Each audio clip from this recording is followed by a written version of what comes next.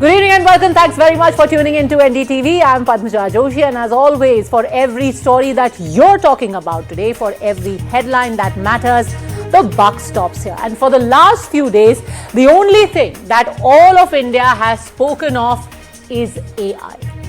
It's 2026 and India is having her AI moment. But as is typical, in any big leap that India takes, the woods are missed for the trees. The reels take precedence over the reality. The cussed outshout the creators. Today, when the Prime Minister inaugurated the AI Impact Summit in Delhi, this was the first such to be held in India. The first such to be held in the global south. Just compare what was at stake. In the first AI summit that was held in the UK, there were close to just 150 attendees. In the second edition in South Korea, around 27 countries were involved, again with about a few hundred delegates. In France last year, there were about 1,000 attendees, but New Delhi 2026 was a different kettle of fish altogether. 2.5 lakh attendees, over 3 lakh registrations, 20 heads of state, 60 ministers from 100 plus countries, 500 global AI leaders, and hundreds plus CEOs from across the world. And before you start smirking about how this is a glorified PR campaign, wait. Consider this. This is a civilization-altering moment in history, exactly like the 1960s were. Then it was the space race. Today, it is the race for AI. In 1963, this picture came from India. Two humble scientists on the streets of Thumba in Kerala were photographed transporting a rocket cone on a bicycle. Russia had already put the Sputnik satellite in orbit in 1957. America was racing for the moon. And so when the world saw this picture, they laughed at our bicycle-born ambition. But India continued to power on. In 2014, the world smirked when we reached Mars, wondering how we could be part of an elite space club. We were caricatured as a man in torn clothes with a cow in tow. But despite that, the onward march continued, and today India is part of not just the space club but stands shoulder to shoulder in a room full of elites of AI. Our launch pad today is not a bicycle but Bharat Mandapam. The irony though is that unlike earlier, today it's the world that is acknowledging our standing, our rise, but the doubters lie right here inside our country, and to them, today the reality should dawn. While yes, the gaffes, the memes, the cartoons would definitely be more viral, the truth is that in this surround sound, there is spectacular work that was either ignored or was deliberately drowned out. Like what? Like Sarvam. Remember Sam Altman saying in 2023 that it's hopeless for India to compete with OpenAI in training modules. Sarvam defied that prediction. Today, with the funding of $41 million as opposed to OpenAI's $100 billion, Pratyush Kumar's Sarvam AI has beaten Western models on Indian parameters. No wonder then, today the same Sam Altman had to say that India is well positioned to lead in the same field of AI. Oh, by the way, since the discourse around this AI summit largely went to the dogs, let me introduce you to some actual ones. From RoboDog Param, showcased last month on National Startup Day, to Xterra Robotics, who have developed Schwan 2, right from IIT Kharagpur's incubation center, India definitely has its dog in the fight. So next time you have a choice, just scroll through the memes, and for those 10 to 20 seconds, you can choose to believe that India is just a joke in AI. All of this is mere hype. Or you can choose your favorite AI model from any country on the planet and ask it about India's AI leap, and you will have your answer. So today the big question is that when it comes to the AI extravaganza, what did we gain? Where does India stand? What really are the learnings and the takeaways? Joining us today for that on the show are the experts, because as a layperson, we are all left wondering, what really was the outcome of all of this? Shashi Shekhar Vempati, co-founder of AI for India, joins us. We also have with us Professor Ganesh Ramakrishnan, founding director of Bharat Gen, Rohit Pandharkar, Partner Technology Consulting at EY India, and Nitin Mittal, Deloitte's Global AI Leader. I will start with asking you, Nitin Mittal, and please be brutal and frank, because as ordinary people, we're really looking up to you to help us understand what really was your big takeaway. What did we learn? What did we gain? You know what I would say? One word. It was a wow moment. And I say this because in my global role, I get the privilege to go to many conferences. But the vibrancy, frankly, the fact that we had so many global AI and tech luminaries on stage with Prime Minister Modi and at the summit expressing their perspectives, their views, their insights was a marvel. It's not frequent that this particular group of luminaries are able to kind of come together and to share in a common vision with respect to AI for everyone, AI for humanity, AI that is being democratized, and how the global south could take the lead was something that we all use and should be actually marveling. Shashikar Vempati, that's a word that I've heard being repeated a lot, that AI should be democratized, that it should be empowering, that it should be more inclusive. How? How did we learn for that to happen in the summit? Well, there's, I think, multiple ways in which democratization will happen. First of all, it was about access to the compute. If you recall, 2 years back, most of the model developers in India, including the servant team, did not have access to the GPUs that they needed. And since then, the India AI mission has put together this public compute framework within which they've been able to make GPUs available to all our developers and researchers and startups. So that is one fundamental step on democratization. The second thing is access to data and access to data sets to be able to build and train these models. And there again, we've created this repository called AI Kosh, where I think there is more than 500, probably close to 1,000 data sets available. So that's the second aspect of democratization. The third is, of course, going to be how do we get the power of AI, the benefits of AI to the masses, and that will happen once we figure out low-cost, frugal methods of distributing these models to mobile devices, edge devices, laptops, and so on, so that we can recreate the UPI moment, which was truly a great example of how the power of technology can be democratized, to where even a street vendor, a small businessman can participate in the digital economy. Rohit Pandharkar, some of the speeches that I heard, people spoke of how quickly India had adapted to technology, where we went from a time where there wasn't any UPI. Now we are so comfortable with UPI, tablets. The audience in India, did you find it ready to embrace the idea of AI as something that we can coexist with, or was it driven out of more fear? Because largely the thought is AI is going to replace us, AI is going to make us redundant. Maja, first of all, the answer lies in the crowd combination of demographics that you could see at the Bharat Mandapam for the last few days. There were so many youngsters and engineering students walking around the aisles and also attending the summit. That clearly shows the interest and savviness that India has as a nation. And other than that, if you look at the adoption numbers of all the LLM bots like ChatGPT or Claude or Grok, etc., India probably is one of the top chart countries in the adoption of AI. It's already there in the academic institutions and also enterprises. So just the way India has embraced 5G, the mobile, social media, and UPI, I think India is already adopting. There's no question that whether India will adopt or not. We are already in there, and maybe that's why all the global leaders want to be here and be seen in the place which is the biggest market for AI. Professor Ganesh Ramakrishnan, Bharat Gen, a lot of focus on Bharat, yes. Make in India. What next for Bharat Gen, and what are your key learnings, takeaways, the big thing that we can look forward to after this summit is over and after the crowds have dispersed? Thanks for this question. Actually, through the summit, and especially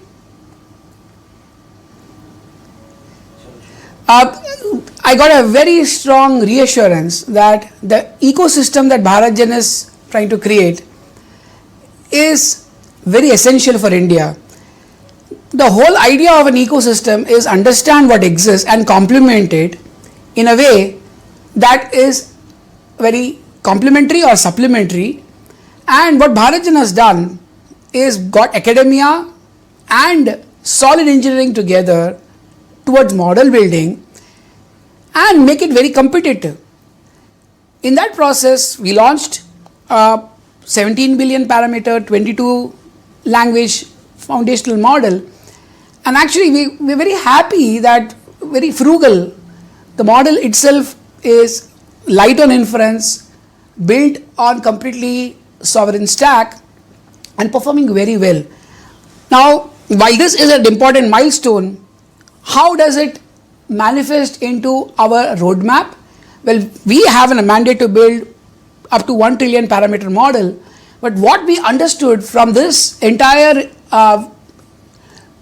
mega event is that there are actually many takers, many people who are willing to adopt it, give us feedback, work with us to make the larger models more relevant. So if my one answer is more participation, right? This event has given us tremendous participation, people who are wanting to embrace what we are building and actually own it. So which means our ecosystem has grown through this entire summit. But is it a strong enough ecosystem, and what would you like to see happen in the next few years? Yeah, maybe I can kind of take that. So, we would like to ensure that our... Okay, go on, Professor Ramakrishnan, then please come in on that. I'm sorry? Yes, go on, Professor Ramakrishnan, then I will, yes. I'm coming So to Nitin Mittal after that. What we would like... Yes. So in the next few years, what we would like to happen is we build in India for the world, which means diversity becomes our strength, collaboration becomes the key, the principle, the DNA behind any work.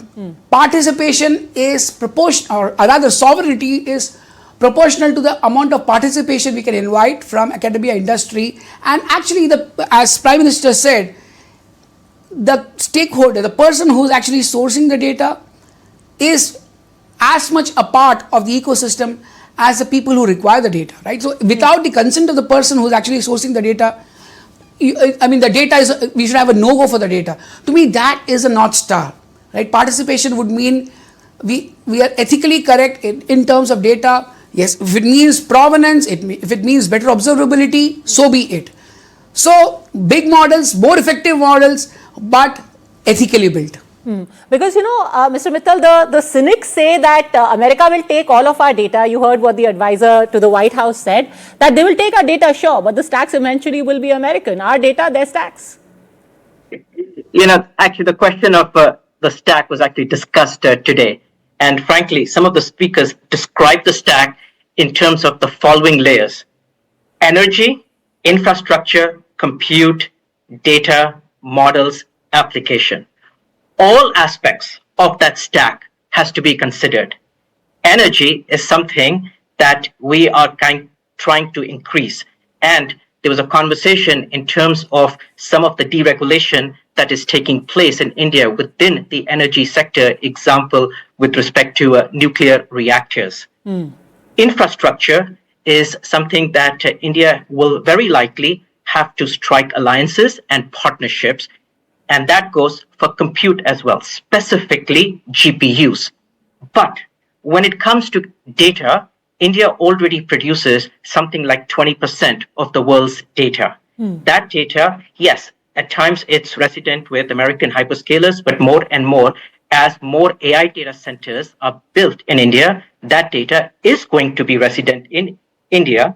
It is going to be used to train models that are developed in India, like what was kind of expressed, and the training would be done in Indic languages with inferences in local languages, benefiting applications that are used by everyday citizens.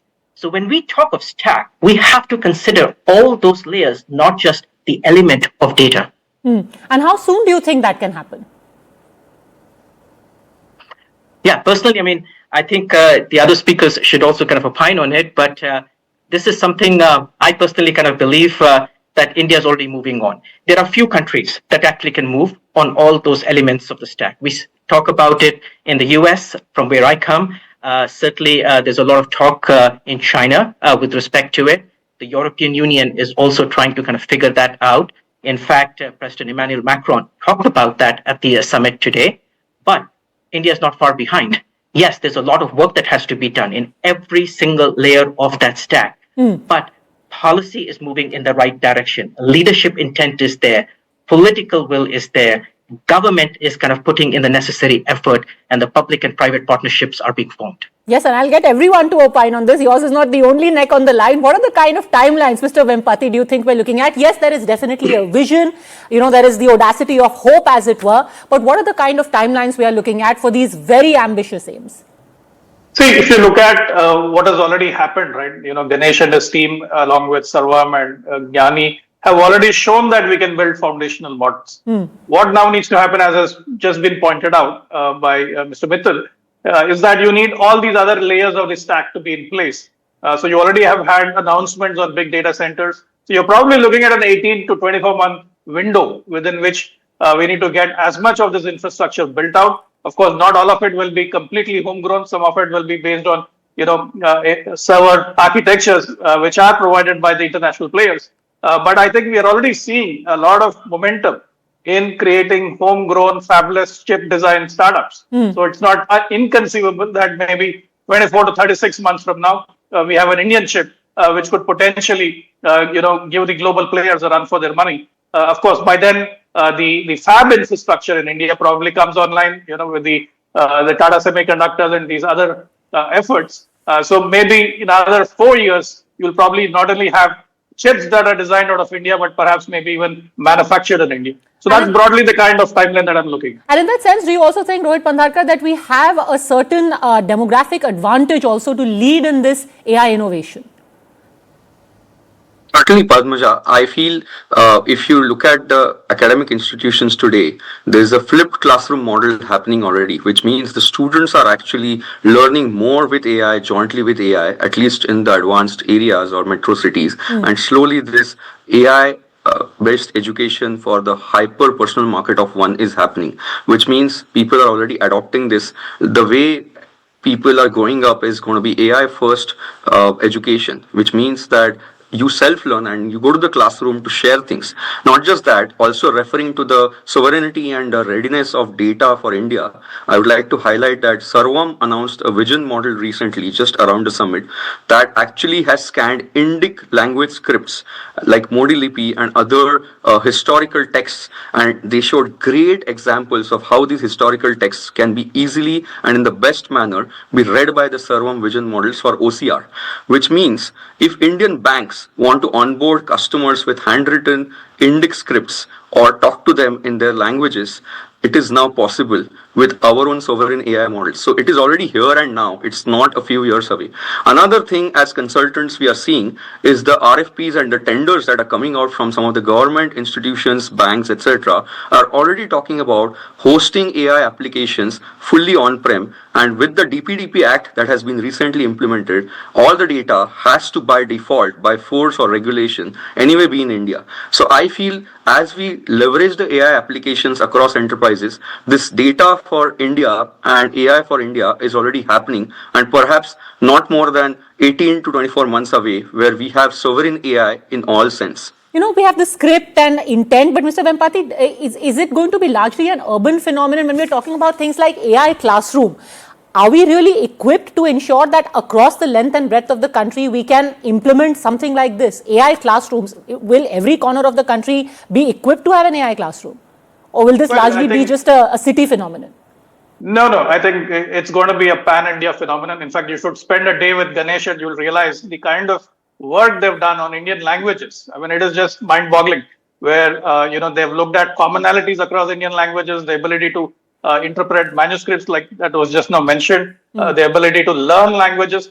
So what this will lead to is you can now make available a very large corpus of knowledge in various Indian languages. In fact, that's one of the priorities of the NEP as well, the education policy, and the Bharatiya Bhasha Samiti, who are trying to put together textbooks at every level, right from school all the way to higher education in almost all the languages. So I think making content, educational content available in these languages is the first step. The second is, of course, access. We'll have to find innovative ways of making sure that we remove any barriers to access. If you look at the way in which India has been able to bring down mobile data costs, make mobile devices very ubiquitous. I think a similar effort will have to be put to make sure that students and classrooms have access to the kind of laptops, the kind of compute with the network, so that the models built by Ganesh are available to every student across India. Okay, Professor Ramakrishnan, now you will have to extend an invitation to me since Mr. Vempati has insisted that I spend a day. But that being said, India is always known for being cost effective. $41 million that Sarvam got as opposed to $100 billion for OpenAI, and yet we managed to prove Sam Altman wrong in just a matter of 3 years. How do we do it? 3 years ago, he said it was hopeless. There was absolutely no chance in hell that we had, and here we are.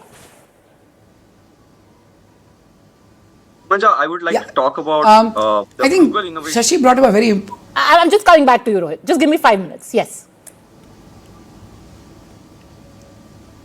So should I continue? Yes, go on. So I think a very important point was brought up. The moment we start looking at air-gapped ecosystems, environments, DPDP, it's very important to lay alternatives on the table. Now, there was an example of vision language models, and certainly vision language models have the utility. But there are many other alternative pipelines. The work we've been doing, for example, with several state governments, require a hybrid of text LLMs and OCRs, optical character recognition. There are other pipelines which require structure preservation along the lines of the optical character recognition. Right, and the other end of the extreme where you need vision language models. Now, laying alternatives on the table is very important, showing basically the trade-offs between sensitivity and specificity, between latency and fidelity, right, is very critical. That is sovereignty. There was a very interesting point of view that came up in a AI Alliance meet yesterday. That sovereignty also means choices. I can swap out one for the other. And I think when we start looking at alternatives, it's but natural that lightweight models in many cases will win over the heavier models.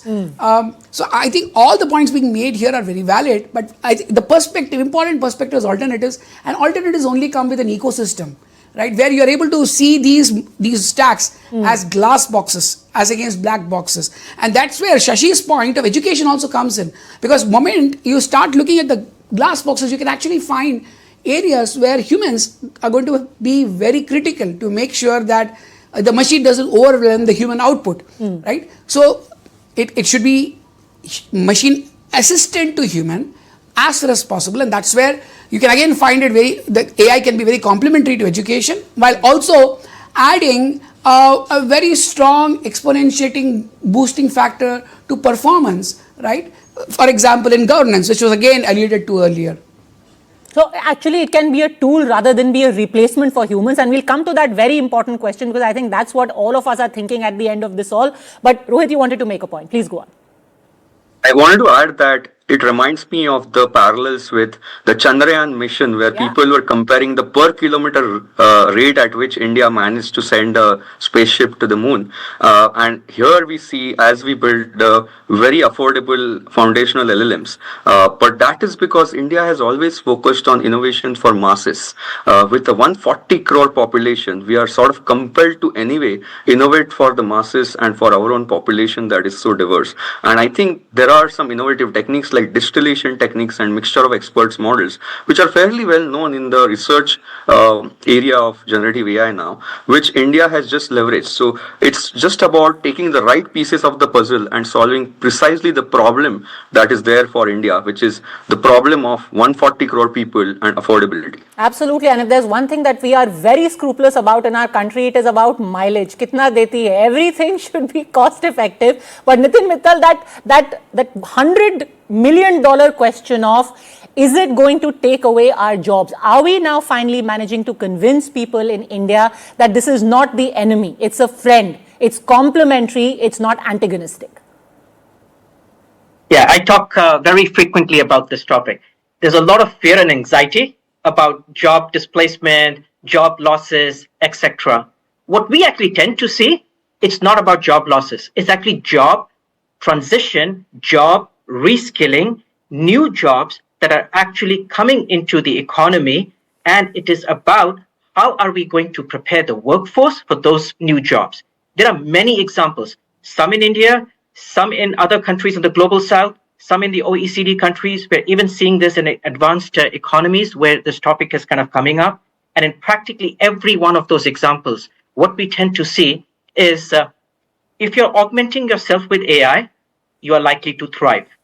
Those individuals who perhaps are not necessarily using AI are the ones who could be likely replaced by another human professional who actually is using AI. So it's not so much as AI replacing a human professional, it's another human professional using AI who's replacing them. And then at a macro level, if you take a look at essentially perhaps a call center job that may have been affected because of a virtual agent, we actually kind of get anxious about that particular call center job that may have been lost. What we perhaps don't recognize is the following. That virtual agent has been built by a software engineer, is resident on a data center that had to be constructed, for which jobs were created because you need to manufacture steel and aluminium that goes into that particular data center. And in addition to that, there's a whole local manufacturing ecosystem that has to be built with respect to all the coolants, the power upgrades that have to be done, the cabling that has to be done. And it's further compounded by the fact your grid needs to be upgraded, there's smart meters that need to be installed, there's energy generation that needs to take place. You take the entirety of the value chain from critical minerals all the way to essentially the virtual agent that has ultimately displaced maybe kind of some call center jobs. There are far many more jobs that are created at a macroeconomy level than the number of jobs that are perhaps even displaced. Rohit, do you agree with that? Because this was one of the fears that the kind of gains that we made, the job gains from IT outsourcing, AI is going to wipe all of that out. I think what is also going to happen is, rather than just thinking of this as something that will take away jobs, it will change the fabric of how people do their roles. For example, some individual worker may tomorrow become a fleet manager who is actually managing a fleet of agents to do the same thing at 10x levels. And if you think of the computer revolution, the internet revolution, and mobile revolution, when computers arrived at the banks, Padmaja, people were protesting and there were strikes that computerization of banks will lead to loss of jobs, and banks were considered to be one of the safest jobs around. But I feel the digital banking has only increased the scale of banking to 100x, and nobody says that any particular sector because of this computerization has really led to loss. I feel a similar trajectory may follow. Although it's yet to be known how big that impact will be, I feel there's certainly going to be a change of fabric from individual workers to fleet managers, or having a co-pilot sitting next to you. You are still the pilot. Would you not rather have a co-pilot who tells you at what height you are flying, what is the air pressure outside as you are riding high and at a high speed in the airplane? Similarly, at workplace, one would have such co-pilots and still have your jobs and do 10x more productive work. All right. But I guess it is a fear of the unknown which will take some doing to get rid of. Finally, I want to ask Mr. Vempati, for a layperson listening to you right now, what has she or he gained from India hosting this AI Impact Summit? What difference does it make to my life? Yeah, I think it has been a tremendous boost, national confidence that India is not just a consumer of technology. India can be a creator of technology, and we are second to none in terms of our talent and our startups' ability to build foundational technologies. I think that message has gone loud and clear. The other thing which gives me a lot of hope and optimism is that there's a whole new generation of tech firms and tech leaders that have emerged. We've for very long focused on my former employer, Infosys, Wipro, TCS, and so on. I think now we are talking completely new set of players, Sarvam, Bharatjan, and a whole bunch of new players, Yota, and so on, who are going to dominate the tech landscape, because that is where all the action is going to be. While the IT majors figure out how they're going to ride out this turbulence, as was pointed out on the impact of IT jobs and so on. So to me, as a layperson, as an Indian citizen, I think it's a moment of immense pride that Prime Minister Modi wanted to host this summit last year at Paris. He declared that we need to strike a middle path. We need to balance innovation with the safety concerns. And today, when all the world leaders converged in New Delhi, he laid out this vision of Manav. I think it's a very fundamental mantra for the kind of AI that we would like to see, where AI works for us rather than we all try to figure out how we fit in this AI world. All right, final word to you, Professor Ramakrishnan, for the next gen of Bharat listening to you right now. What did we gain? I think we need to define our own version of what we call the deep seek. We keep referring to as a deep seek movement. We probably need our own, Vikram Sarabhai movement, Panini movement for that matter.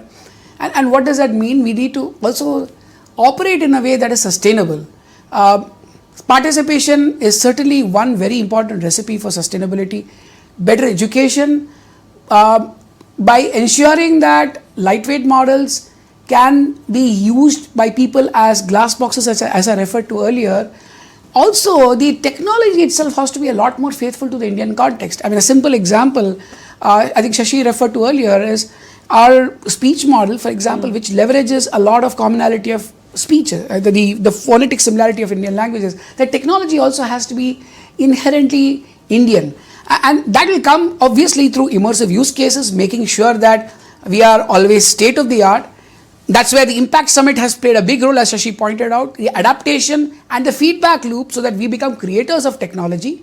But there's a long way to go. Please understand that if we need AI to be rolled out at population scale, whether it is a model inferencing layer or is this infra layer, or I would say even for that matter, the core AI architecture itself, I don't think we are there yet. There's a lot to innovate. And that's why the ecosystem of researchers, engineers, the stakeholders all coming together and co-designing is going to be very critical. Here we have a platform for co-designing that has been catalyzed by this Impact Summit. Kudos to all the leaders who made this happen. Kudos to everyone who made this happen.